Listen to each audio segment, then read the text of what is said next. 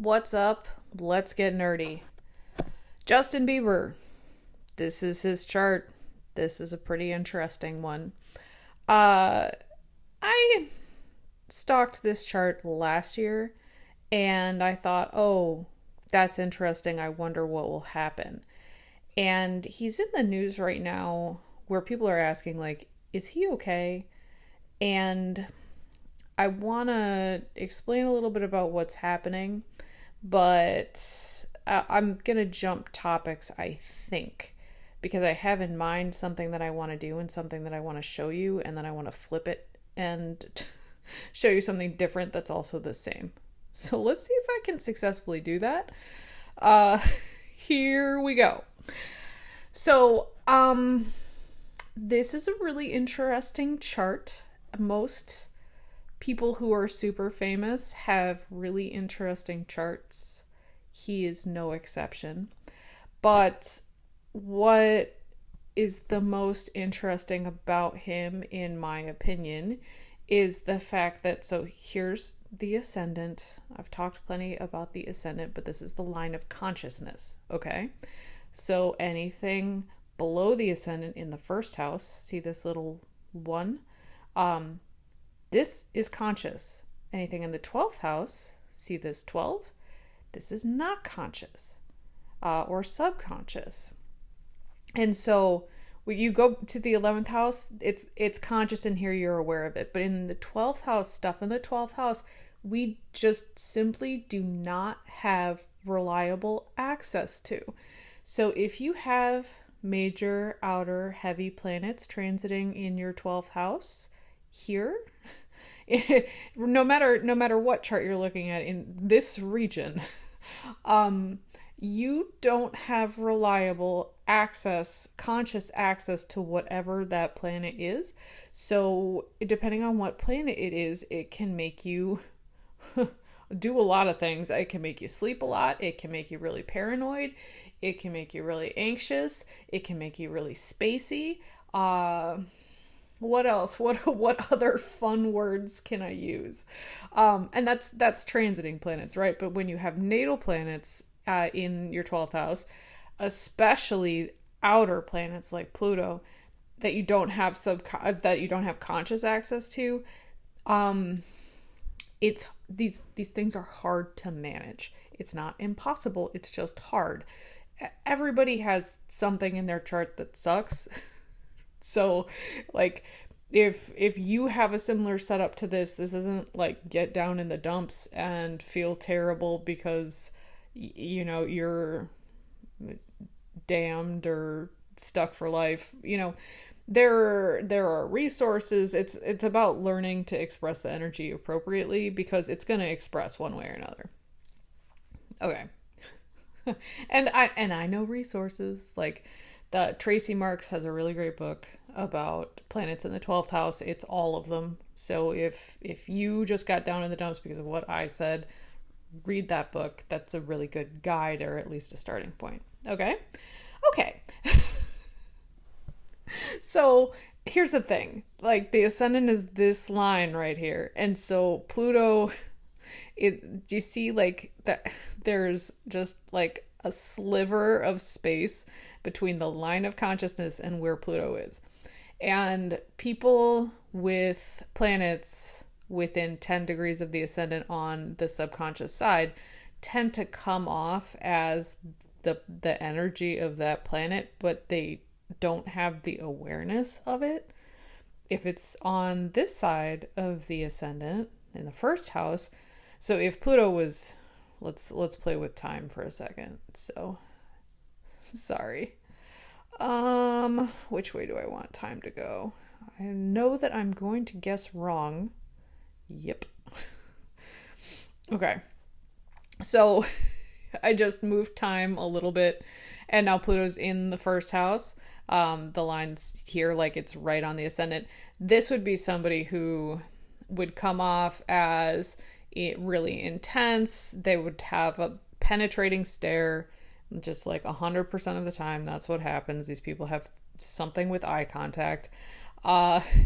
And people would say that they're intense. They would knowingly especially when they're younger, play psychological games or like mess around with people, be manipulative, be interested in psychology, like either to the benefit or the detriment. In the best case scenario, they could be like very psychologically astute and like helpful to people because they would just have these insights of like really seeing into the different situations that they're involved in from a psychological perspective, like what's really going on. So like, and this would be somebody that you can't bullshit.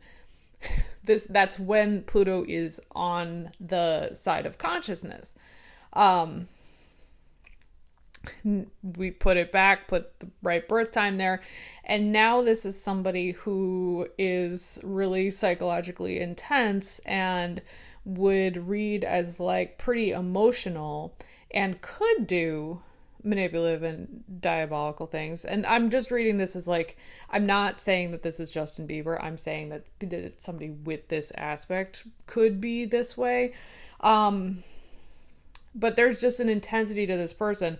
And so they're always told that they're intense or told that they're kind of a jerk, or even like Pluto is associated with people who seem sexy. And so you just like have this sex appeal, or like everybody tells you that you have this sex appeal. And when it's on the subconscious side, it's like, I don't know what you're talking about.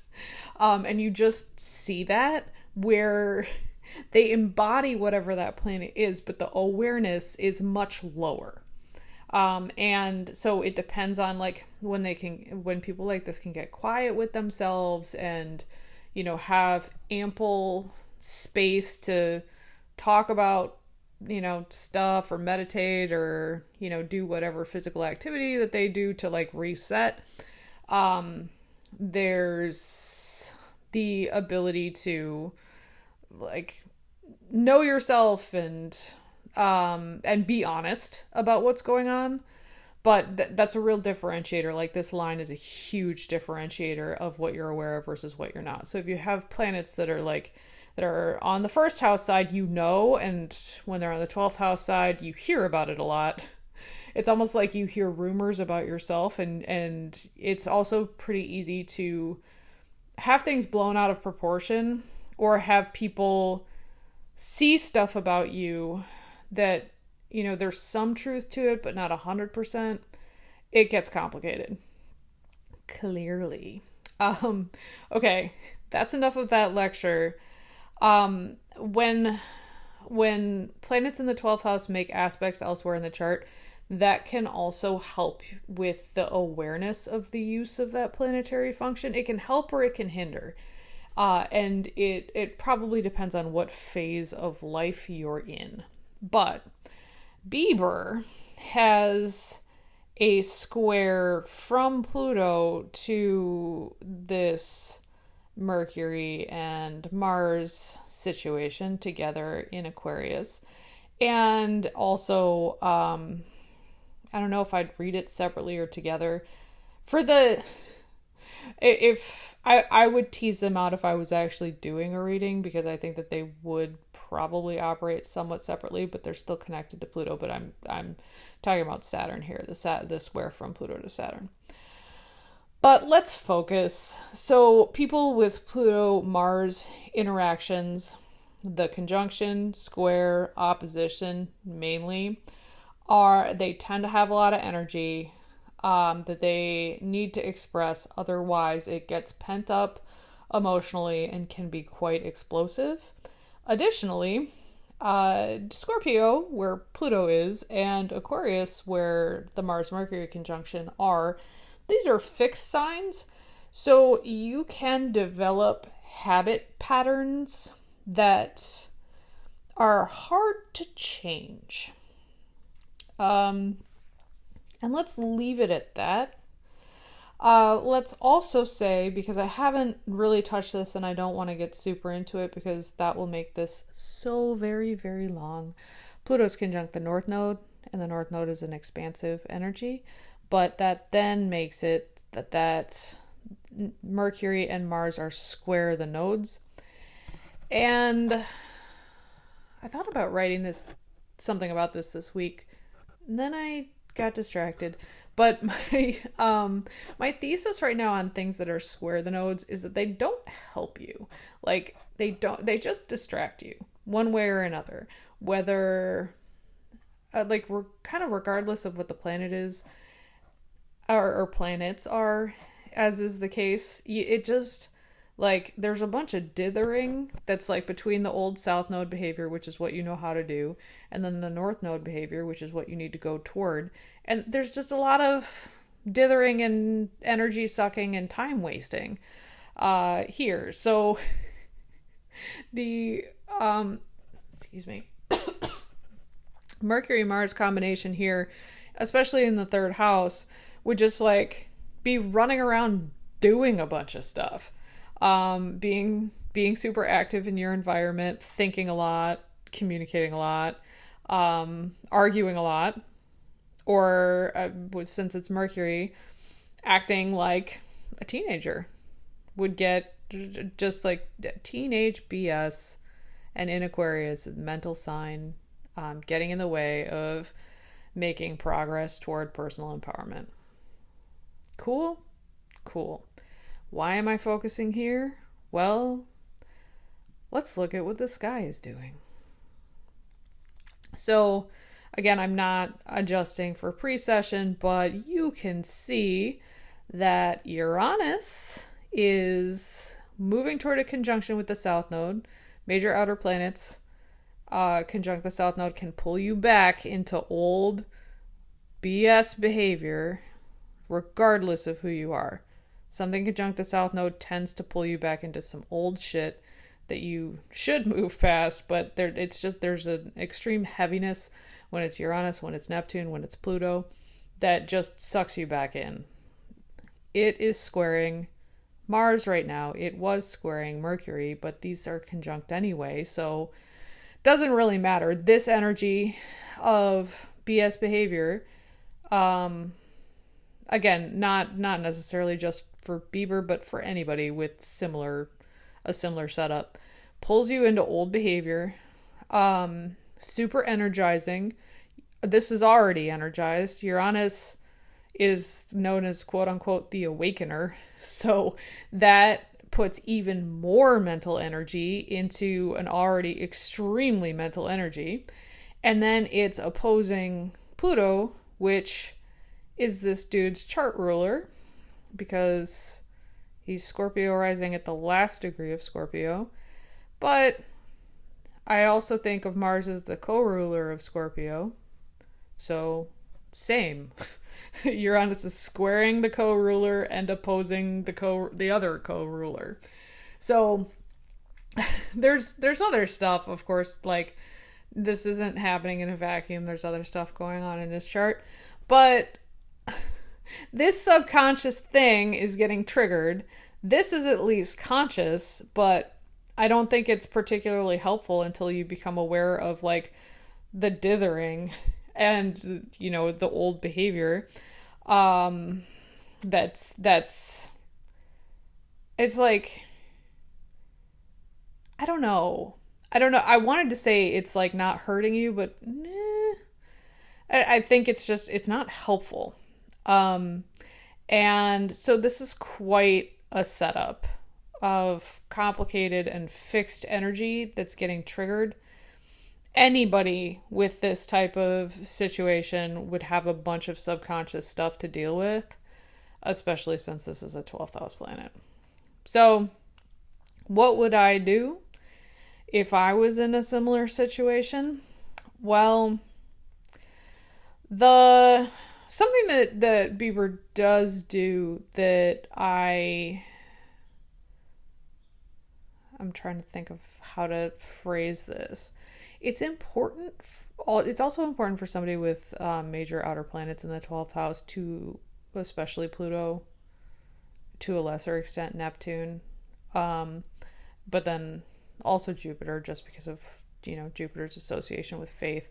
You have to believe in something. You really have to have a strong belief in something to manage this energy well. You don't want to believe in something so much that there's no room for conversation and that you alienate your loved ones. But it is important to have some kind of connection with something greater than yourself. And so a Uranus transit to this might wake that up. I think it already exists in this guy.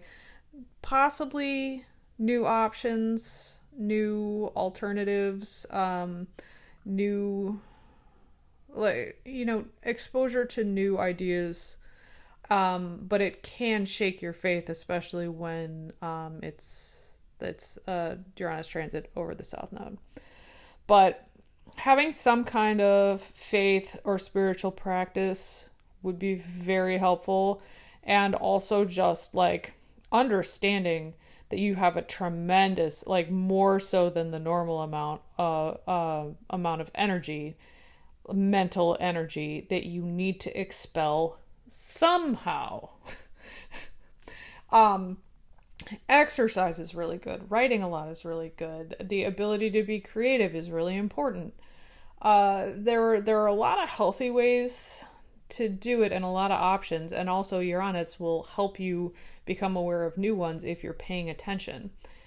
But I think, as with anything, with any of our energies, these transits, rather than like trying to destroy your life, and it can feel like they're trying to destroy your life, it's about kind of understanding what the energy demand is as a new energy shifts into your consciousness, which is what has happened with this guy over the last year. Because Uranus would have started hitting this Mercury last year. So you need to play it by ear a little bit and just wait for it to hit and then see what it's doing, and then try to figure out, like, okay, given whatever the setup is, what are the best options for me? And then also, like, what's being activated, what's being triggered, and what old behaviors am I seeing? Because I guarantee you there's a lot going on. So of old behaviors that can come up sometimes so that they can be resolved. That's the best case scenario, and that's the empowering message that I want to give. Like, sometimes some stuff that you're like, I really thought this was behind me. I thought we were done with this. And then it comes up again, and you can get really frustrated, but sometimes it does come up and it's like, okay, but this is the last time I'm doing that. Like, this is really it. I'm done. I'm old enough that I can cut it out.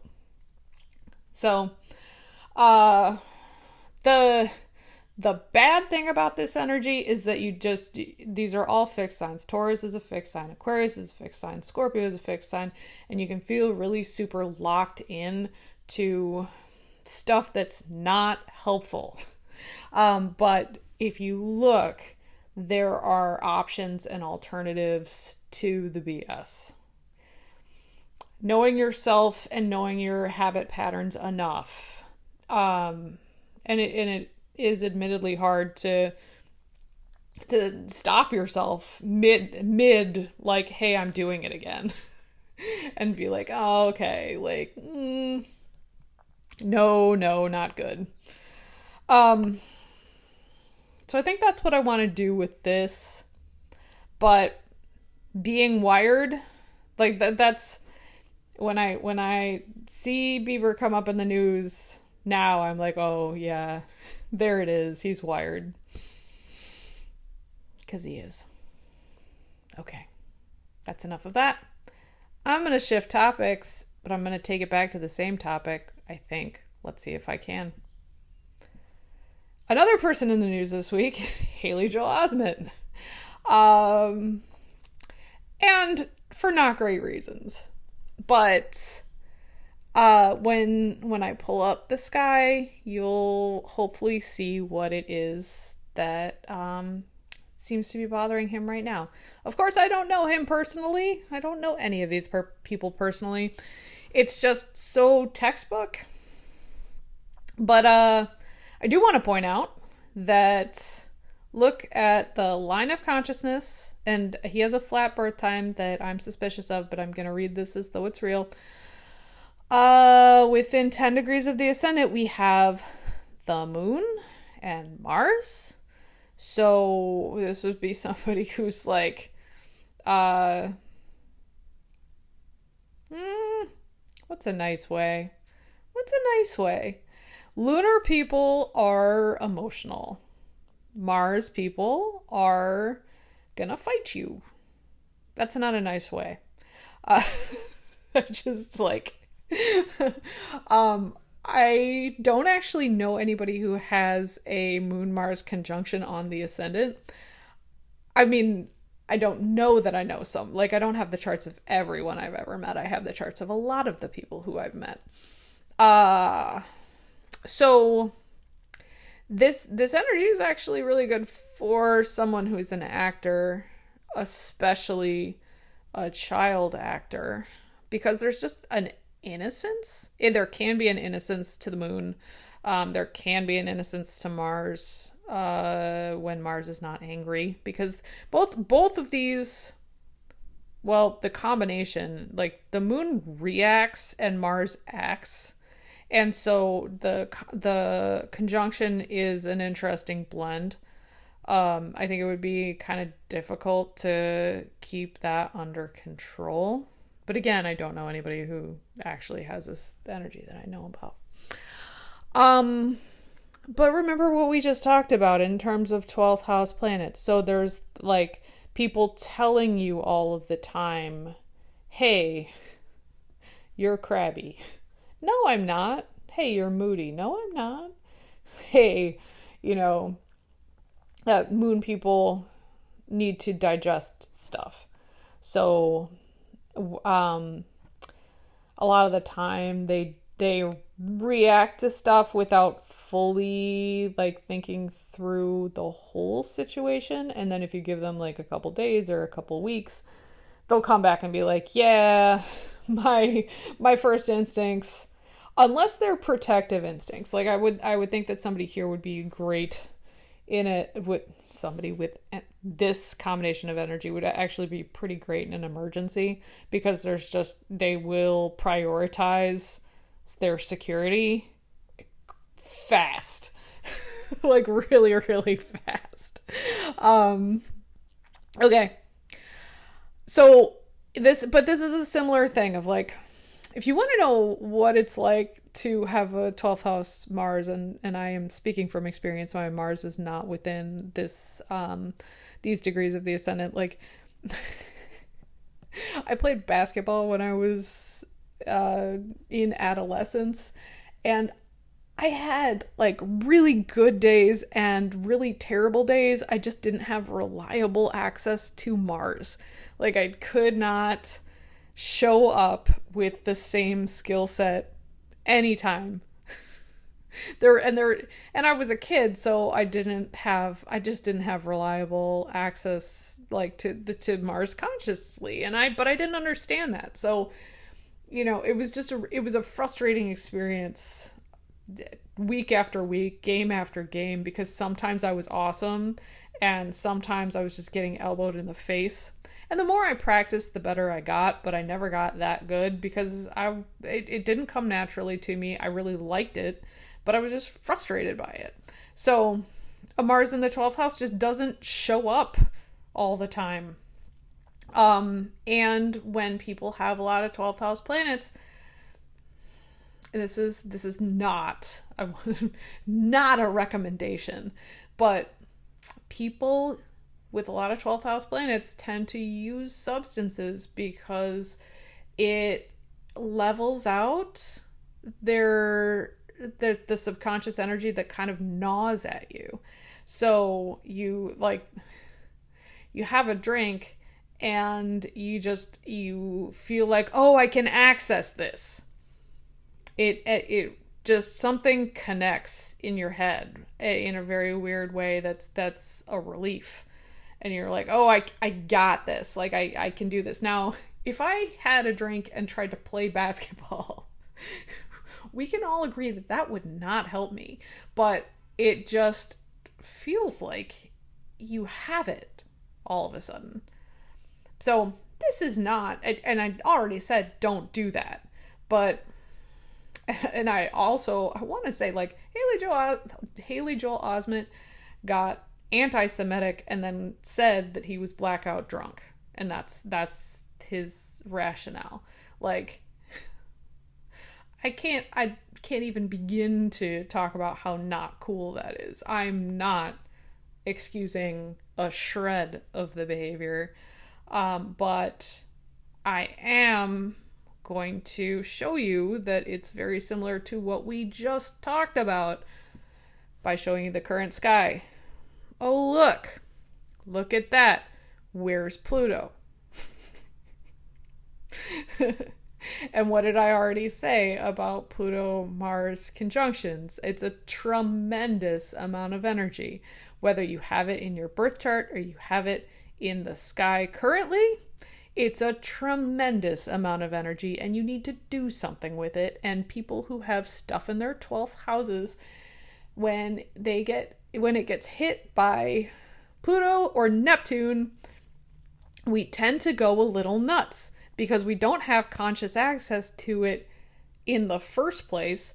And then you put a subconscious planet that pulls you even farther out rather than giving you closer access. No, you're farther away. You're deeper in subconscious crap. And often you don't know which way is up. So having a tremendous amount of energy and like the need to do something, and without the conscious understanding of why. I'm not excusing the behavior, but I am saying it makes a heck of a lot of sense. Okay? That's all I'm saying. So what's going to happen, and it may have already happened because, again, this is a flat birth time. I don't trust it. If it's a couple minutes off, Pluto goes over the line. I don't know when. And also, I'm not adjusting this for pre-session, but I'm just trying to make Pluto go over the line, and it's not going. Go.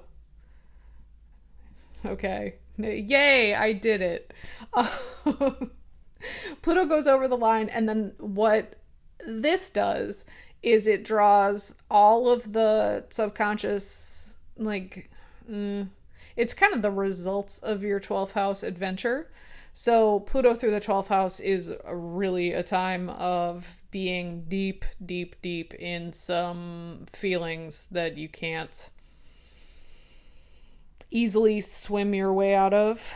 I mean that metaphorically rather than literally, but it's just like you can get very easily overwhelmed and also like very, very attuned to rage issues in the collective unconscious as well as your own, either from this life or others. Like 12th house stuff does tend to expose you to past life stuff if you believe in that, or other people's subconscious stuff that you're just like, you're sitting next to somebody and you're suddenly aware of like the fact that they're furious, or you can get a sense of like the psychological makeup of people without really being able to articulate what it is you're picking up. So, and that can be really distracting. Let's just put it that way and end it there. So this is a very similar situation to the Bieber situation, which is of course why I'm doing these things together. This guy's always had a 12th house Mars, but hasn't always had a 12th house Pluto, because Pluto here's in the 9th house, which, yeah, if I had a 9th house Pluto, which I don't, I would not want to engage with the legal system if I didn't have to.